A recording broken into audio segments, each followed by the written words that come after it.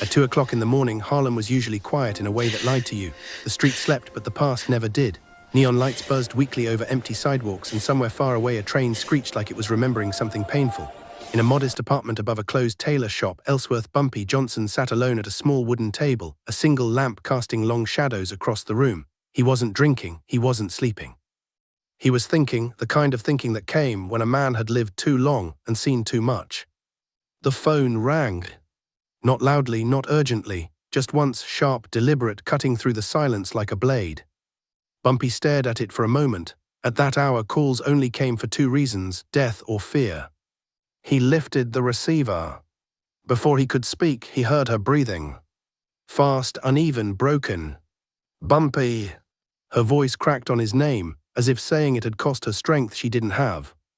He knew that voice, everyone did. She could fill concert halls without raising it, could make grown men cry with a single note. But this wasn't the voice of Billie Holiday the world applauded.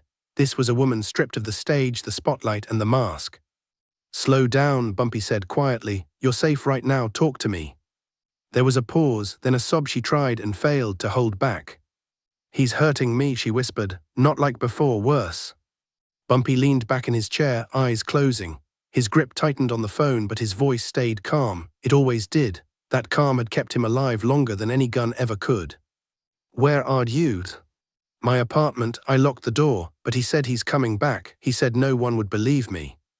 Bumpy exhaled slowly. Her manager. The man who negotiated her contracts, arranged her shows and smiled for photographers. The man who told her what to wear, when to sing, and who she owed. The man the world called respectable. "Listen to me," Bumpy said. "You stay where you are. You don't open that door for anyone. Not for him, not for the police, not for anyone unless I say so." "You shouldn't get involved," she cried. "He'll ruin you." A faint, almost sad smile crossed Bumpy's face. "Billy," he said, "men like him don't ruin men like me. They expose themselves." She went quiet. The only sound on the line was her breathing, slowly calming as his words wrapped around her like a blanket. "You still there?" he asked. "Yes," she said softly. "Good, put the phone down, but don't hang up. I want you to hear me breathing too. You're not alone tonight." When the call ended, Bumpy didn't move for a long time. He stared at the wall, at a crack running from ceiling to floor like a scar. He had seen women cry before, seen men hurt them and call it love, seen power used as a leash. But something about this, something about the way her voice had broken, stirred a memory he rarely allowed himself to touch. His mother's voice. He stood, pulled on his coat, and stepped into the Harlem night. By the time the sky began to soften from black to deep blue, the city was already shifting. Delivery trucks rolled out. A newspaper boy shouted headlines no one would remember by noon. In a private hospital uptown, nurses moved quietly through hallways that smelled of antiseptic and fatigue. And in one room, behind a closed door, a man lay unconscious. Bruises marked his face. His arm was strapped in a cast. A heart monitor beeped steadily beside him. No one had stabbed him, no one had shot him, no one had broken into his home. But before sunrise, his world had collapsed. Doctors would later say it was stress, a sudden spike in blood pressure, a fall down a flight of stairs during an argument, official words that sounded clean enough for paperwork. What they didn't write down was fear. Fear has weight, fear tightens the chest, fear makes strong men stumble. And fear had followed him all night. Back in Harlem, Billie sat by her window as dawn crept in. She hadn't slept. Her eyes burned, her throat hurt, but she was still breathing, still here. A knock came at the door. She froze. Then she heard a familiar voice, calm, steady, unmistakable. "It's all right," Bumpy called. "You can open the door." Her hands trembled as she did. He didn't step inside right away. He looked at her first, really looked, not at the star, not at the legend, at the woman who had survived another night. "You did the hardest part," he said. "You asked for help." Tears filled her eyes again, but this time they weren't alone. Outside, the sun finally rose over Harlem. And nothing would be the same again, the morning after fear. The morning light did not bring relief, it brought clarity, and clarity was often more painful than darkness. Billie sat at her small kitchen table with a cup of coffee she hadn't touched, the steam rising and fading like the strength she felt slipping in and out of her chest. The city outside her window was alive again, horns blaring, footsteps echoing, life continuing with cruel indifference, yet inside her apartment time seemed suspended. stretched thin by the weight of everything that had nearly happened and everything that still could. Bumpy remained nearby, not hovering, not commanding the space, but present in the way only someone who had learned patience through hardship could be, leaning against the wall with his hat in his hands, listening more than speaking, understanding that survival sometimes needed silence more than words. News traveled quickly in Harlem, not through headlines but through glances and pauses, through the way people lowered their voices when a name was mentioned. By late morning, whispers had already begun to coil through the neighborhoods and backstage corridors. Her manager had collapsed, rushed to the hospital in the early hours, doctors uncertain but cautious, friends suddenly unreachable. No one said why out loud because everyone knew that reasons were dangerous things when power was involved. Billie felt the familiar tug of guilt claw at her, that old poison that told her suffering was something she somehow invited, that if she had stayed quieter or smiled more convincingly, none of this would have happened.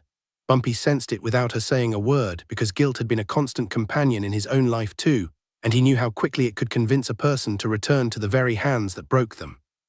He spoke carefully, choosing each word as if it mattered because it did. He told her that fear had consequences, that intimidation eventually exhausted the body that carried it, that what happened was not an act of revenge but an inevitable collapse of control. He did not say the man deserved it. He said the body keeps a record of what the mind tries to hide. Billie listened, absorbing the idea slowly as if it were a foreign language she wanted desperately to believe. Outside, reporters began gathering, cameras pointed at the hospital entrance, faces eager for scandal rather than truth, and Billie realized with a sudden chill that her voice, the very thing that had given her power, could also be used to cage her if she wasn't careful. At the hospital, white walls and sterile lights could not erase the tension that seeped through every corridor. Doctors spoke in measured tones, nurses avoided eye contact when certain questions were asked, and visitors were filtered with bureaucratic precision. The man in the bed drifted in and out of consciousness, his body weakened not just by physical injury but by the collapse of certainty, the sudden understanding that influence was not immunity. He tried to speak once, his voice thin and trembling, asking for a phone, for reassurance, for control, but even the request seemed to tire him, as though the energy required to manipulate had finally run out. In that room, power looked small, reduced to wires, machines, and the quiet fear of never fully waking up the same person who had fallen asleep. Billie spent the afternoon pacing her apartment, memories looping through her mind with relentless clarity, moments she had excused, bruises she had hidden beneath long sleeves and practiced smiles, contracts she had signed while telling herself that discomfort was simply the price of success. She understood now how expertly fear had been woven into her career, how dependency had been framed as loyalty, how silence had been marketed as professionalism. The realization didn't free her instantly. Freedom rarely arrived like that. Instead, it came as exhaustion, as grief for the version of herself who had believed endurance was the same as strength. Bumpy watched her from across the room, recognizing the look, knowing it marked the beginning of something irreversible. As evening approached, the pressure intensified.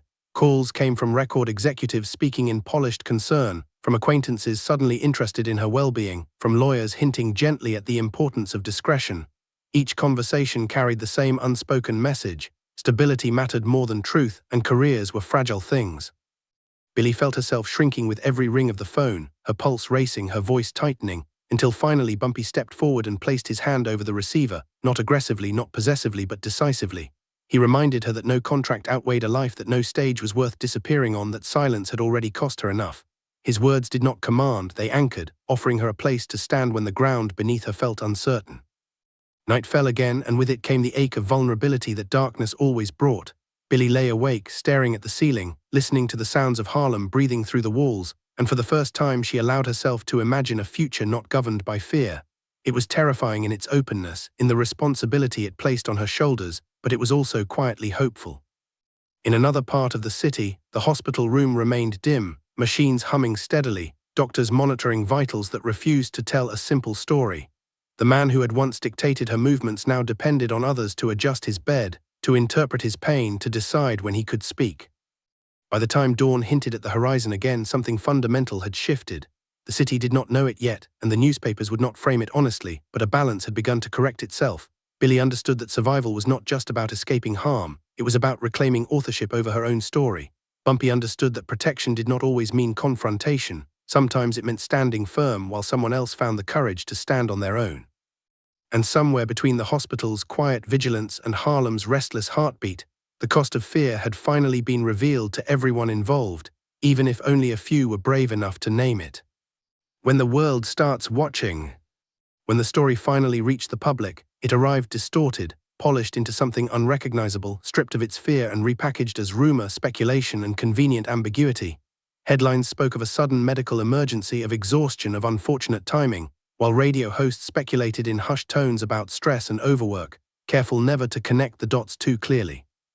Billie watched it all unfold from the safety of her apartment, listening to her name floated casually into conversations that never bothered to ask how she was sleeping, how her hands still trembled when the phone rang, how her voice sometimes disappeared when she tried to hum even the simplest melody. The world had always loved her sound more than her silence, and now that silence felt heavier than any applause she had ever received. Industry pressure crept in quietly, disguising itself as concern, as guidance, as friendly advice delivered with practiced warmth. Representatives visited with rehearsed sympathy, reminding her of upcoming performances, of commitments made long before the night everything changed, of the importance of continuity for her audience. They spoke as though stability were a moral virtue, as though endurance itself were proof of professionalism, and Billie recognized the familiar language instantly because it had shaped her entire career. Yet something inside her resisted this time, not loudly, not dramatically, but firmly, like a muscle discovering it had strength after years of neglect. She realized that continuing as if nothing had happened would require pretending she had not nearly broken, and that pretense felt more dangerous than any confrontation. Bumpy remained a quiet presence throughout it all, not offering speeches or plans, but observing patterns, noticing who spoke when they thought no one important was listening, understanding that power often revealed itself through impatience rather than force. He had seen public attention destroy men who mistook silence for safety and women who mistook loyalty for protection, and he understood that the most critical moment was rarely the loudest one. When Billie confessed her fear of being labeled difficult, unreliable, or unstable, he did not dismiss it as paranoia. He acknowledged it as reality while reminding her that labels lost their power when a person refused to live inside them. His words did not promise victory, only clarity, and clarity, he knew, was enough to change a life. As days passed, Billie returned slowly to her music, not to perform, but to remember why it had once felt like refuge rather than obligation. She sat at the piano late at night, fingers hovering uncertainly above the keys, testing notes as though they might betray her, discovering that the ache in her chest translated into sound more honestly than it ever had before. The songs came differently now, less polished, more exposed, carrying a weight that frightened her because it felt so undeniably real. For the first time, she considered that her voice did not exist to soothe others at her own expense, that it could hold truth even when truth made people uncomfortable. Meanwhile, the hospital room became a place of reckoning rather than recovery. Visitors dwindled as days stretched on, concern replaced by calculation, alliances quietly reconsidered. The man in the bed sensed it even when no one said it out loud, felt the shift in tone when phones went unanswered, when promises became vague, when influence no longer arrived on demand. Power, he learned too late, was not something one possessed permanently. It was something others agreed to grant, and agreements dissolved quickly when fear changed sides. His body healed slowly, but the certainty that had once defined him did not return, leaving behind a hollow awareness that control built on intimidation was always temporary. Billie's decision came without fanfare, without a press release or public declaration, but it altered everything. She declined a scheduled appearance, citing health, and for once the explanation was not a lie crafted for convenience. The reaction was swift and revealing, concern turning sharp, patience thinning, voices tightening as the cost of her absence became apparent. In that tension, she saw clearly who valued her well-being and who valued only her output, and the distinction hardened something inside her that would not soften again. She understood then that reclaiming her life would not be applauded immediately, that some doors would close even as others quietly opened. Late one evening, as Harlem settled into its familiar nocturnal rhythm, Billie and Bumpy sat near the window, the city lights reflecting faintly in the glass, each lost in their own thoughts. She spoke about fear differently now, not as something that owned her, but as something she had survived, something that no longer defined her choices. She admitted she did not know what came next, only that returning to the old way felt impossible, and Bumpy nodded, recognizing the moment for what it was. Change, he knew, rarely arrived with certainty. It arrived with resolve, with the willingness to step forward without guarantees. Outside, the world continued to speculate, to simplify, to misunderstand, but inside that quiet room something fundamental had shifted again. Billie no longer measured her worth by approval or silence, and Bumpy no longer worried about how the story would be told, only that it would be lived honestly. The cost of fear had been exposed, the illusion of control dismantled, and though the path ahead remained uncertain, it belonged to her now in a way it never had before. The watching world would draw its conclusions soon enough, but the truth, steady and unyielding, had already taken root where it mattered most. What remains when the noise fades? Time did what it always did in the end. It softened the sharpest edges while refusing to erase the truth. Weeks passed, and the city moved on to newer headlines, fresher scandals, louder distractions, yet the consequences of that night continued to unfold in quieter, more permanent ways. Billie learned that healing was not a single moment of courage, but a series of deliberate choices made when no one was watching, choices that demanded honesty even when it felt easier to retreat into old patterns. She discovered that rest was not weakness, that stepping back did not erase her worth, and that her voice, when it returned fully, carried something deeper than before, something shaped not by suffering alone but by survival and self-respect. The industry adjusted reluctantly, as it always did, recalibrating around new boundaries it pretended had always existed. Contracts were revised, conversations became more cautious, and the unspoken rules shifted just enough to acknowledge that silence could no longer be assumed. Some opportunities vanished without explanation, confirming what Billie had already suspected, while others emerged quietly, offered by people who saw her not as a commodity but as a human being whose art deserved protection rather than extraction. She understood that this was the true cost of choosing herself, that integrity demanded sacrifice, but the peace she felt in making that choice outweighed the uncertainty it brought. At the hospital, recovery turned into reflection, and reflection into an uncomfortable awareness that no legal document could fully shield a person from the consequences of how they treated others. The man who had once moved through rooms with unchecked authority now faced a different reality, one in which influence had limits and fear no longer guaranteed compliance. The conversations around him changed tone, stripped of their urgency and deference, and in that shift he encountered something unfamiliar and deeply unsettling, accountability that did not arrive through confrontation but through absence, through doors no longer opening, through control quietly slipping away. It was not punishment in the dramatic sense, but it was lasting, a reminder that power built on intimidation eventually collapses under its own weight. Bumpy watched these developments from a distance, content to remain in the background, understanding that true protection was never about recognition. He had lived long enough to know that the most meaningful victories were rarely celebrated publicly, that preserving someone's dignity mattered more than proving a point. His role had not been to decide outcomes but to create space for truth to surface, and as he observed Billie reclaim her autonomy, he felt a quiet satisfaction that required no audience. He did not see himself as a hero, only as a man who refused to ignore fear when it asked for help, and in that refusal he found a kind of peace that had eluded him for years. Billie's return to music was gradual and intentional, shaped by patience rather than pressure, and when she finally stepped back into the studio, the air felt different. She sang not to escape pain but to acknowledge it, not to please but to express, and the result resonated in a way she had never experienced before. Those who listened carefully could hear the change, the steadiness beneath the sorrow, the strength woven into every note, and though not everyone understood it, those who did felt something shift within themselves. Her voice no longer carried the weight of fear, it carried the authority of someone who had survived and chosen to live honestly. The city in its own way absorbed the lessons slowly, imperfectly, as cities always do. Stories were retold and reshaped, details blurred, motivations simplified, but beneath the noise a quieter truth endured, passed between those who recognized it when they saw it. It was the truth that silence was not consent, that control was not care, that resilience did not require suffering in private. It was the truth that dignity, once reclaimed, altered not only the life of the person who claimed it, but the expectations of everyone around them. On a late afternoon thick with summer heat, Billie and Bumpy walked through Harlem together, unhurried, unnoticed, the neighborhood alive with familiar sounds and rhythms. They spoke of ordinary things, of music and memory, of how the city changed and stayed the same all at once, and in that simplicity lay the story's real ending. There was no dramatic reckoning, no public apology, no triumphant declaration, only lives redirected, boundaries respected, and a future shaped by choices made in the aftermath of fear rather than under its command.